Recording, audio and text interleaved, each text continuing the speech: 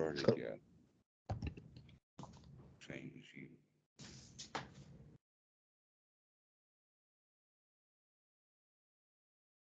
That's very interesting. Does the recording counter run for you? Mine is sitting at 0. Yeah, I'm not seeing. Look at the top left hand. There it goes. Okay, now it's running. In the top left hand corner, it says in blue, stop recording. And beside that is a white counter. Yep, I see it. And it's sitting now at 14 for me. So finally it started to run. For a long time, it wasn't running. Okay. So, good to see you, Connor. It's been a while. Good to see you. The question that you're asking, you've probably been asking that for quite a while now, and you didn't call to get the easy answer. Okay. Yep, that's on me. No excuses. So if you will, go ahead and restate your question.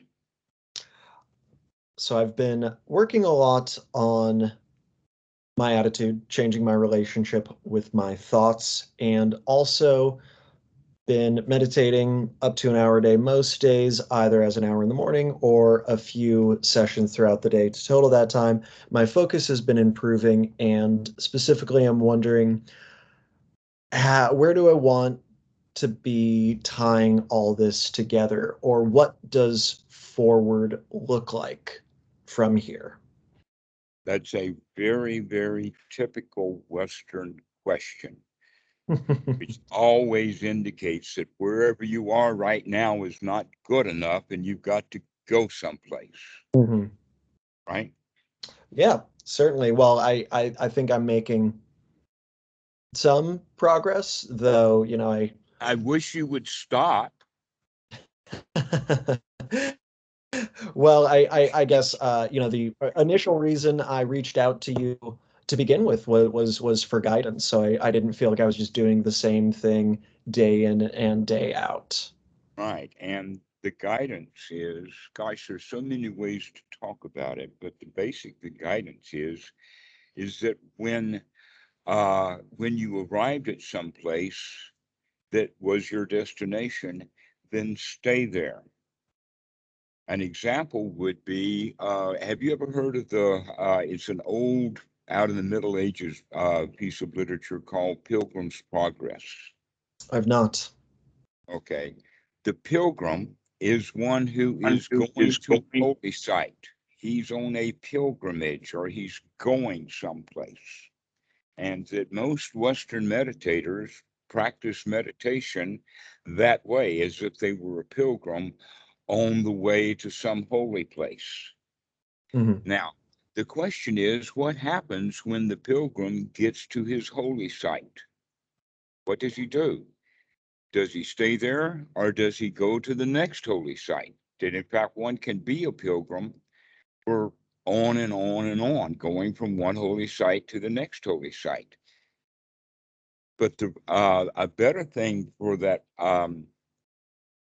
pilgrim to do is to stop his pilgrimage when he arrives. That's the whole problem, is that the practice of the teaching of the Buddha, Anapanasati, is a very, very simple practice to get our mind out of the gutter and to come back into a good state. And as soon as that happens, the next question that the student will ask is, now what do I do?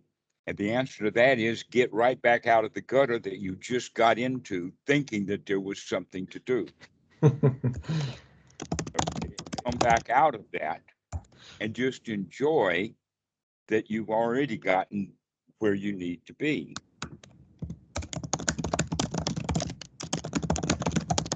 Okay, I'm just typing up some notes here. Okay, come to a rest finally.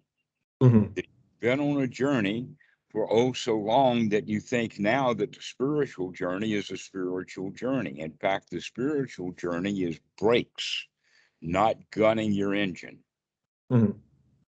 Okay. You have to stop. That's the whole practice.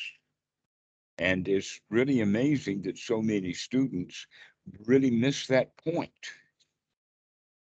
In other words, if you've gotten yourself into a good state, then who could ask for anything more? So why want anything more? Well, I think, like, intellectually I understand what you are saying, and I'm not sure what a good state really looks like. Um, like when I meditate, I'm calm and it feels pleasant, though it's hard for me to determine whether or not that is where, like, the end of the road, talking about the Pilgrim, So, like, I'm not sure if I'm at the destination. but that's hard to determine is a thought, and it is a thought of doubt. And you need Okay. to see that thought as an unwholesome thought. Okay. Because you just threw yourself back into the gutter by saying what's next. You'd Okay. already had it. Okay. And Mhm. then by asking what's next, that means that after you became satisfied momentarily, you immediately became dissatisfied yet again. Mhm. Absolutely. That makes a lot of sense. Yes. So the right question would be then is how do we sustain feeling good? The Mhm. answer to that is that we're going to keep the mind on guard to make sure that I tell you what, since we're doing this video, can Mhm. you watch the video later and take your notes? Because your keyboard Ab- is quite noisy and distracting. Absolutely. Absolutely. Okay, I think it took your own laptop, which means that the keyboard and the microphone are Yeah. connected together Yes, physically. sir. Okay, so let's not take notes right now because Okay. of that hacking of the keyboard. And so, getting back to the point, let's do a review of the Eightfold Noble Path or the Eightfold Noble Method, because that's really what we're on about. And that is the number one item is to remember, and then the number one important item is to look, to investigate what is happening in the mind. And you're having thoughts of it's hard to figure out and that kind of thing. Those are the thoughts that you need to see. Mhm. Because those are the unwholesome thoughts that are taking you someplace else other than the place that you are now, rather than helping you to enjoy where you are right now. Mhm. Absolutely. That's the whole point. Then is to wake up and take a look and then look at this thought that we're having, like, oh, this is hard, or oh, I don't know what to do now. That's a thought that you can say, aha, I see you too. Mhm. Then you can throw that thought out and come back to a wholesome thought of everything really is already okay. There is no place to go. There is nothing to do. There is nothing that needs to be done. Mhm. Right now, everything is okay. And so we keep having those kind of thoughts, taking deep breaths and allowing yourself to feel really good. And then the question is, well, what comes next? The answer to that is that was an unwholesome thought. What comes next? Noticing a pattern here. So, what comes next is a very, very common question in the West, which basically means that you're not satisfied with what is right now because you're asking for what comes next. Mhm. It's almost like, oh, well, the soup and the salad were good. What comes next? I'm still looking for the main meal. Absolutely. That describes perfectly a lot of the feelings I've been having. Okay. Well, the question is that if you cannot enjoy your salad and you cannot enjoy your soup, then when you're having the main meal, you'll be looking for to dessert. dessert. And while you're having the dessert, you're going to be looking for the a cigar and the wine. Mm-hmm. Okay, there's no end to it. We keep going after something new, not really appreciating and enjoying what we've got right now. Mm-hmm. So Certainly.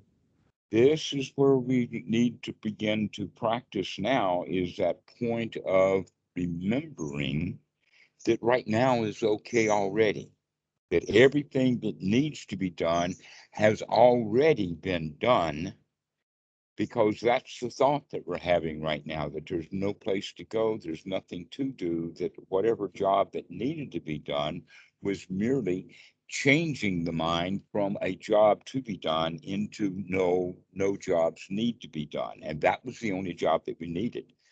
Mm-hmm. Let me repeat that because it's kind of subtle. If we have a thought, something needs to be done, the only thing that really needs to be done is that thought, something needs to be done, needs to be put down. And once we put that down by saying there is nothing to do, now we've done everything that needed to be done. Mm-hmm. Mm-hmm. And that's the practice. And we need to develop that as a skill. Another way of thinking of it is that this is the practice of satisfaction. And satisfaction is exactly the opposite of dissatisfaction. And that's what the Buddha teaches, is how to come out of our dissatisfaction. Mm-hmm. And eating our salad and wanting the main meal is being dissatisfied with the salad. That is fair. I feel like I knew that once upon a time and forgot. Or, I feel like I've heard this before, and when I heard it, I thought to myself, oh, that makes perfect sense. And, here we are. So clearly it didn't stick. Clearly I'm not enjoying the salad. Okay, so this is how we're going to practice, is the practice of getting ourselves into a state that's okay right now, and then learning to maintain that state rather than allowing those thoughts of this is not good enough to creep in and destroy what you've got. Mm-hmm. So that's why it's called applied and sustained thought. We apply the mind to the wholesome and then continue with the wholesome. Mm-hmm. So if the thought, what comes next, comes up, the next wholesome thought would be, aha, I see you. Nothing is coming up next. Isn't that marvelous? Wouldn't that be something? Yes, that this is good enough. Mm. No place to go. The Zen talk about it in the sense that you're already enlightened. Stop trying to become enlightened. You're already enlightened. I've heard that before and never quite understood what was meant. Well, when you have that peace and quiet in that moment, you are enlightened. But the way that you just asked that question indicates that enlightenment is a long-term commitment Mm-hmm. rather than a moment of peace and quiet.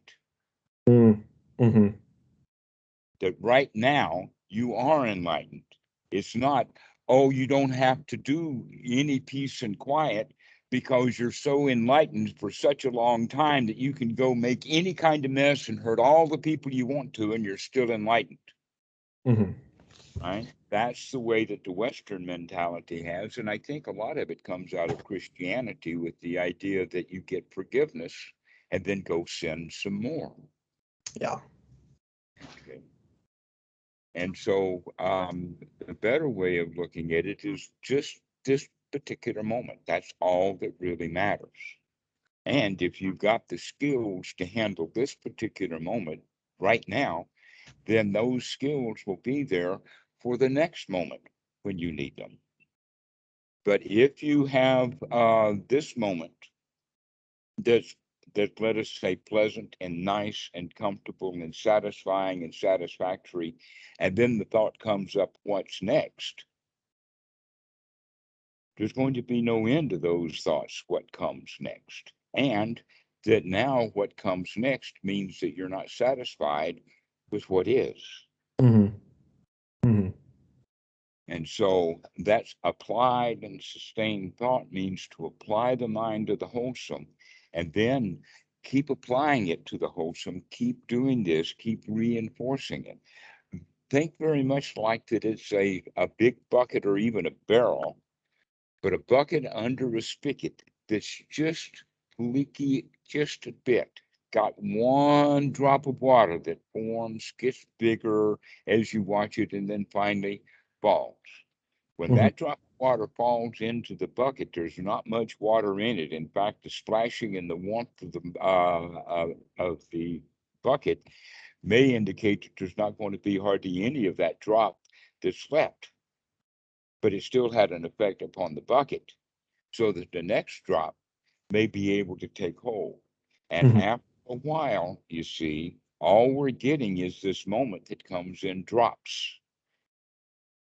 And you can either grab the bucket and move it around trying to catch drops out of the air, or you can come back and put it under the faucet. Mm-hmm. Okay, the faucet of this present moment, and let one more drop come. This is good enough. This drop is good enough. Mm-hmm. And slowly over time, one drop, one good moment after the next good moment. And eventually the bucket begins to fill.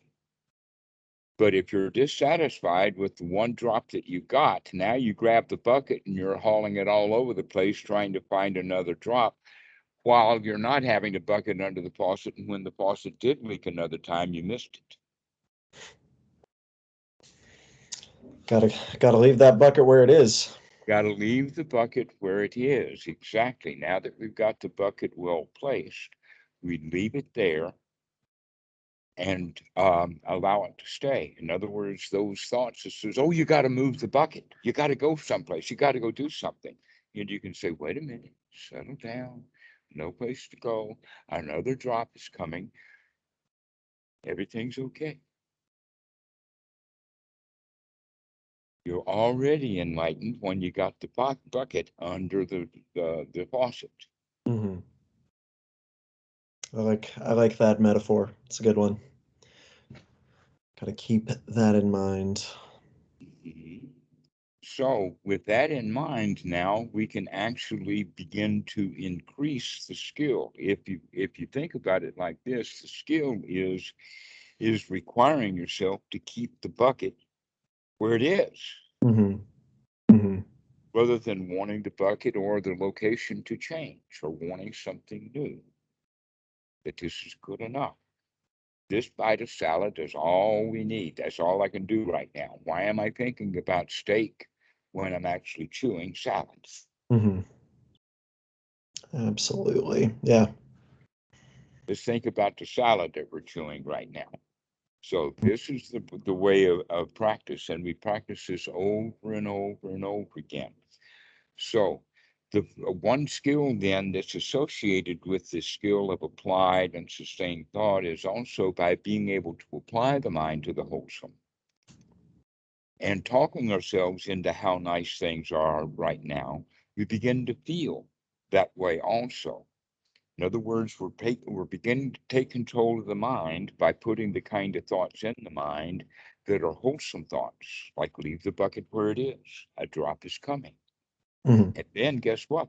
That drop will come.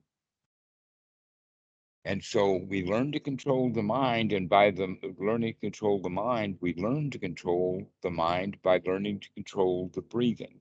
That the mind and the breathing work together as a skill development.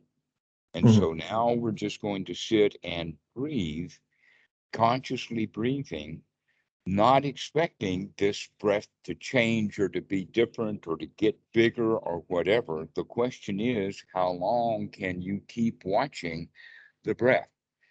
How many breaths in a row can you watch? That's the way of looking at sustaining it. And as you're watching the breath, you're not just watching the breath, but you're watching other qualities of being here now in Mm-hmm. the senses. As we're actually watching the breath, in fact, nobody watches the breath by standing in front of a mirror or sitting in front of a mirror. using the reflection of the body to watch the breath. That when we watch it sensationally. In other words, we feel the breath. And so we're bringing in other senses. And so basically what a lot that we're practicing is to come out of the sixth sense of the conceptualized mind and discursive thought into having mind moments that are in other senses, to actually listen, to hear, to actually feel the body, to actually look at what the eyes are seeing, and spending our time there in sensory awareness, rather than, for instance, trying to make sense out of what we see. We just allow what's there to be seen. Mm-hmm. Or instead of with the body as it's breathing, instead of trying to make it different or better, is what we're doing is just experiencing the body breathing. So this is what we would spend our time doing, is watching the body as it's breathing, settling down with the kind of thoughts of, wow, the body really can breathe well. It doesn't need much. Everything is really okay. And so we continue that for a few minutes to get the mind out of the discursive thought and start laying down new patterns of the mind of wholesome thoughts. Mm-hmm. So almost every student that I know of, as soon as they get themselves into that state, they say, well, what's next?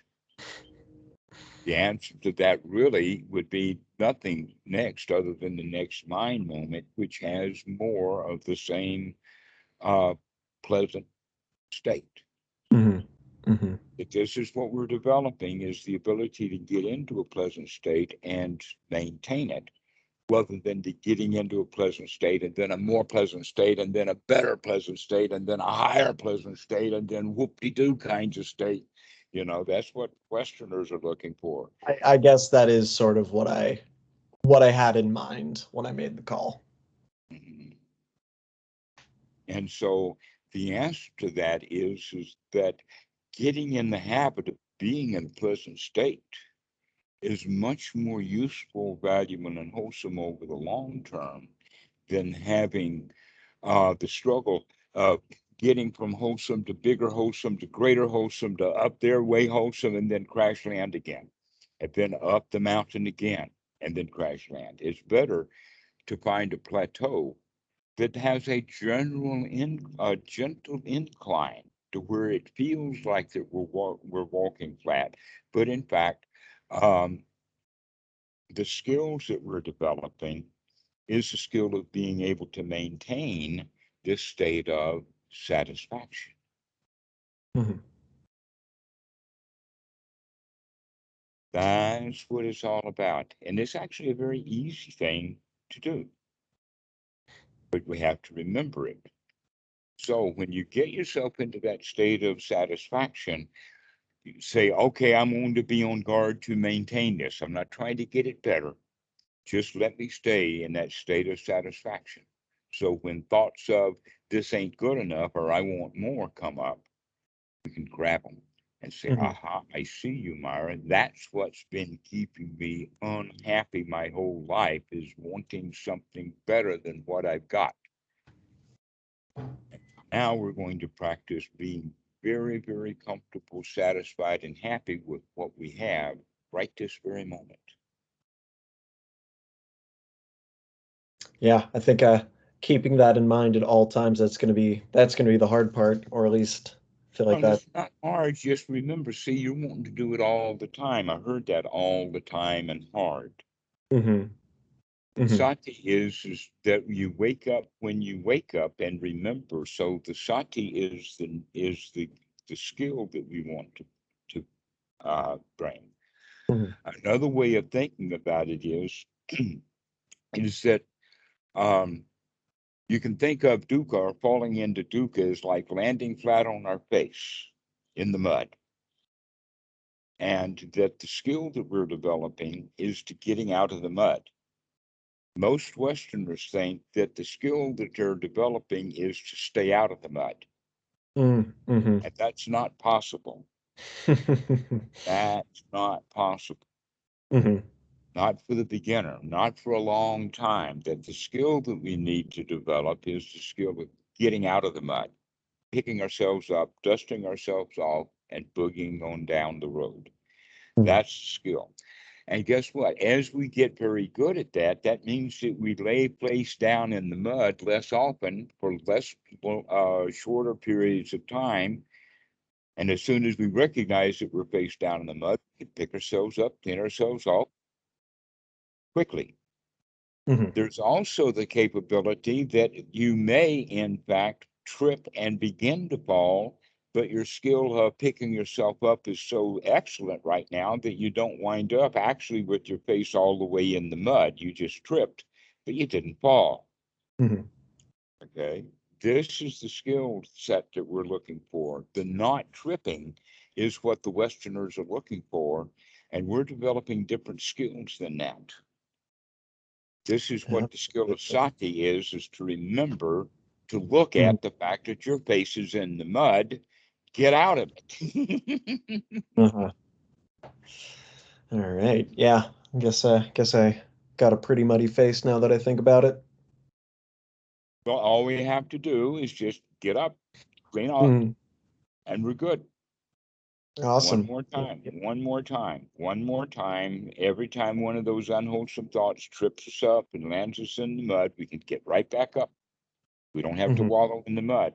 Worry for long periods of time. Oh, what's my meditation to do? I don't really know where to go or what all like. You know, we can get really into a pity party over what to do. When in fact, there really is nothing to do except getting ourselves into a good, happy, satisfying state and maintain that and let it grow on its own. Another example would be that the practice is like a seed. And that seed eventually, when it germinates and grows over a period of time, it'll have a tree. And over a number of years later, you'll have a whole forest out of that one seed. The Westerners have that seed and they immediately take it to the microscope and with a knife and cut it open to find out where the forest is inside that seed. And the seed, Accurate, not wrong. right, there is no forest in the seed, it's just a seed. But if we water it, nourish it, and give it sunshine, then it will grow. These skills, the sati as a skill will grow. Your investigation skill will grow as a skill. But you got to practice that skill in order for it to grow. It's not going to grow if we keep trying to dissect it, looking for the joy within the seed, rather than recognizing, no, the seed's got to have nurturing, nutriments, sunshine, water, and we keep adding that to it over and over and over again without expecting anything out of the seed. And the seed will grow on its own, take care of itself. Absolutely. Okay. So that's all there really is to it. All right. Well, thank you very much. I think this has been great. I really enjoyed our little conversation. It's actually quite an easy thing to. Absolutely. Is a paradigm shifting 25 minutes. Excellent, excellent. Connor, I hope that it's not so many months before you call again. I'd hope to see you sooner. I would like to say I can guarantee that, but I believed I would call sooner in the past and let myself down. I will try to get myself out of the mud sooner next time. Remember, right? All you have to do is remember. Oh, that's right. I could call Dhammarato. Thank you so much. Appreciate you. Okay, we'll see you soon. See you soon. Oh, and I forget because I would like to watch this video again. Will this be available on my Skype or email? Right. You just keep the screen open, and within 3 to 5 minutes after our call finishes, it'll show up. Wonderful. Thank you so much. I appreciate that. Looking forward to talking with you again very soon. Have a good night.